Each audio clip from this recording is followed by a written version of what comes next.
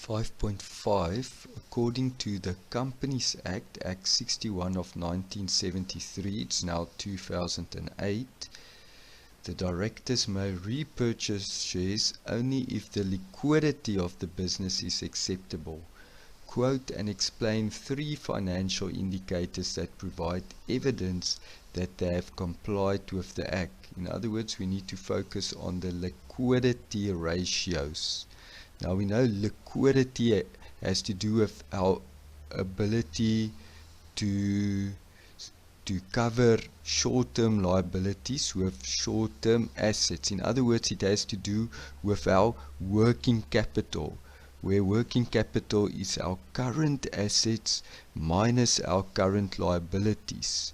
So when we think of liquidity ratios, we are thinking of things like the current ratio, where we compare current assets to current liabilities, as well as the asset test ratio, where we subtract the inventory from the current assets as a ratio to current liabilities. As we know, inventory is the least liquid of our current assets. Then we can also look at things like inventory turnover rates, and we can see, do we have, what changes happened in our bank balances, as cash is the most liquid current asset. So with that in mind, let's go and visit our financial indicator list. Okay, and here we can already see we have the current ratio. It is given to us. What happened to the current ratio? Well, we had R1.50 worth of current assets for each R1 of liability. So our current assets covered our liabilities well. We know the norm usually is 2.2 to 1, so it was below the norm in fact.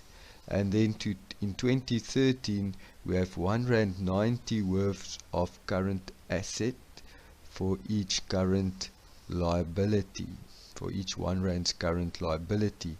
So it's nearly double, it's now close to the norm. So actually in 2012 it was not that good, it was a bit away from the norm, where it's now very close to the norm.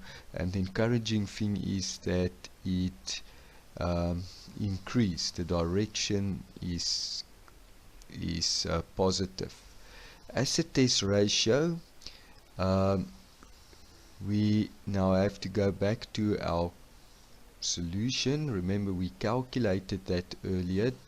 In fact, in 5.3.1 we can see we calculate a ratio of 0.9 to 1 decimal to 1. So for each R1 worth of current liability, we have 90 cents worth of liquid assets. Okay, since we know trading stock is not the most liquid, we remove it from the equation. And now we know the norm is 1 to 1, so we are now very close to the norm. And furthermore, it is a massive improvement.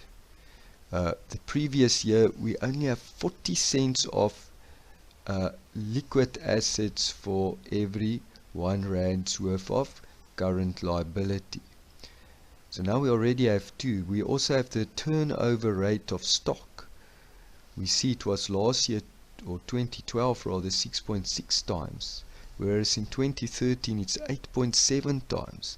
The more often we get rid of our stock, it means the more opportunity we have to generate profit, on the assumption that we don't reduce prices and selling at a loss. It would be a good thing, because the quicker we get rid of our stock, the quicker we can buy new stock. So the more profit creating opportunities there are. Okay, so we have already 3, but then we can also go and actually look in our balance sheet to our current assets and current liabilities and look at our cash and cash equivalents, we had 10,000 Rand in the bank in 2012, well, bank, petty cash, cash float, all of those combined, whereas we have 540,000 in 2013, so it's a massive increase. And then if you look even more carefully and go and look at your current liabilities, we actually in fact had an overdraft of 210,000 last year. And now we have a 540,000 positive balance. So it is like a massive 700,000-800,000 Rand change in terms of our most liquid asset, namely cash and cash equivalents.